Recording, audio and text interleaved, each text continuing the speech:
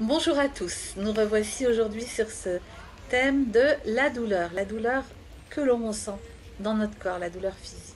Je voulais mettre le focus sur comment nous, on peut entretenir inconsciemment la douleur ou même l'amplifier en intensité.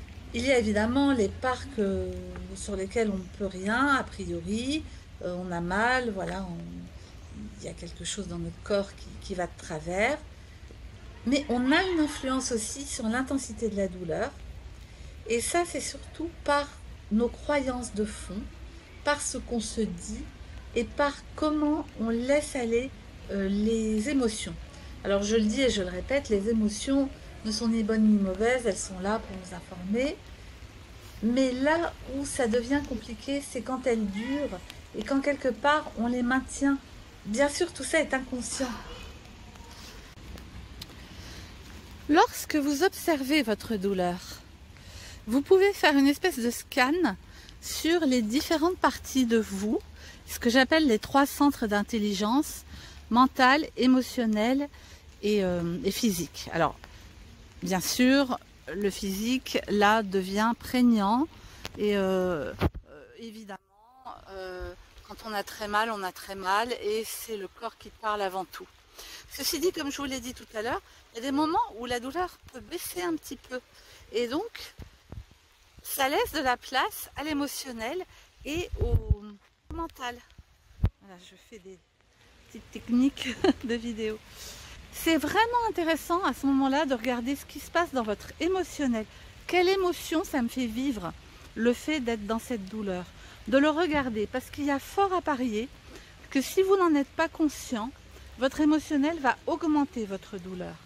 Alors que si vous êtes conscient, par exemple, que ça vous rend triste ou honteux ou quoi que ce soit, tout de suite, vous allez pouvoir mieux le vivre. Donc, ça a l'air d'un détail parce que souvent on est pris dans le corps, mais on n'est pas tout le temps pris dans le corps. Et il faut aussi regarder les moments où on pense à notre douleur, on sait qu'elle va revenir, etc. À ce moment-là, regardez bien votre émotionnel. Qu'est-ce qui se passe au niveau de l'émotion? Et du coup, qu'est-ce que vous pouvez rationaliser? Qu'est-ce que vous pouvez vous dire qui permettent d'aller mieux à ce niveau-là? Je ne sais pas si par exemple c'est de la honte. Eh bien, crois-tu logique, je vais prendre mon exemple, d'avoir honte d'être tombé comme tu es tombé? Ce sont donc des émotions cachées qui gardent en elles, qui distillent une espèce de poison sur nous. Les nommer, juste les nommer, permet de diminuer l'intensité de la douleur, sachant que cette douleur, elle ne va pas rester constante à ce niveau-là tout le temps. Ça, c'est sûr que non. Il y a déjà l'évolution naturelle de la chose, et puis il y a tout ce qu'on a aujourd'hui au niveau des médicaments, qui fait que de toute façon, ça va évoluer. Mais ne l'entretenons pas, ne nourrissons pas le feu de la douleur. Vous voyez ce que je veux dire? Donc nommons l'émotion. Et puis de même, mentalement, essayez de repérer qu'est-ce que vous vous dites à ce moment-là. Qu'est-ce que votre centre mental vient vous dire sur la situation. C'est lié à l'émotion souvent, mais c'est très instructif. Pour ce qui est de mon cas, par exemple, je me suis rendu compte que systématiquement, dès que j'avais mal, dès que la douleur revenait, ce qui était quand même très fréquent, j'avais un mot, comment dire, une petite voix qui me parlait d'injustice. Je trouvais ça terriblement injuste.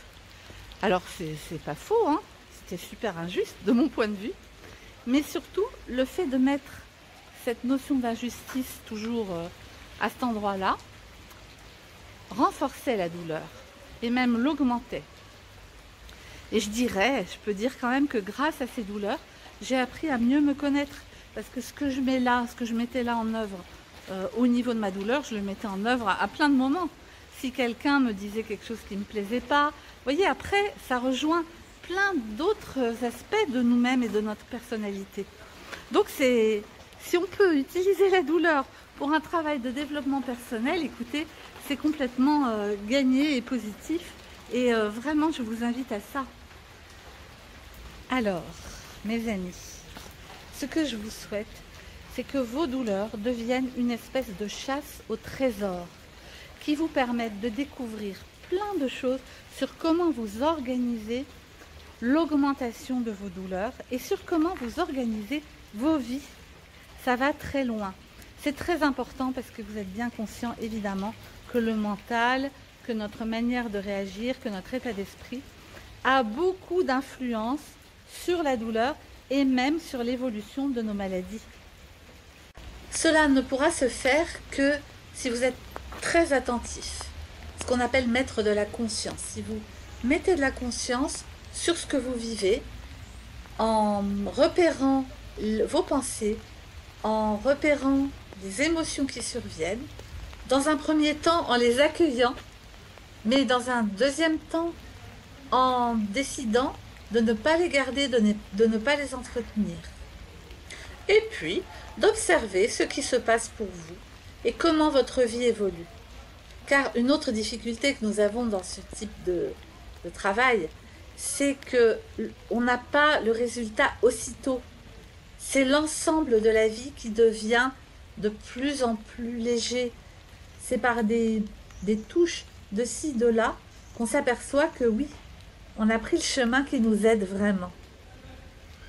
Expérimentez et voyez par vous-même. Ne dit-on pas qu'après la pluie vient le beau temps?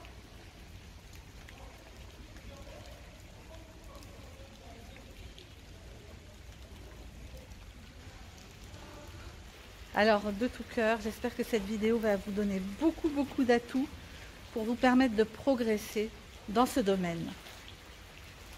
Je vous dis à très bientôt.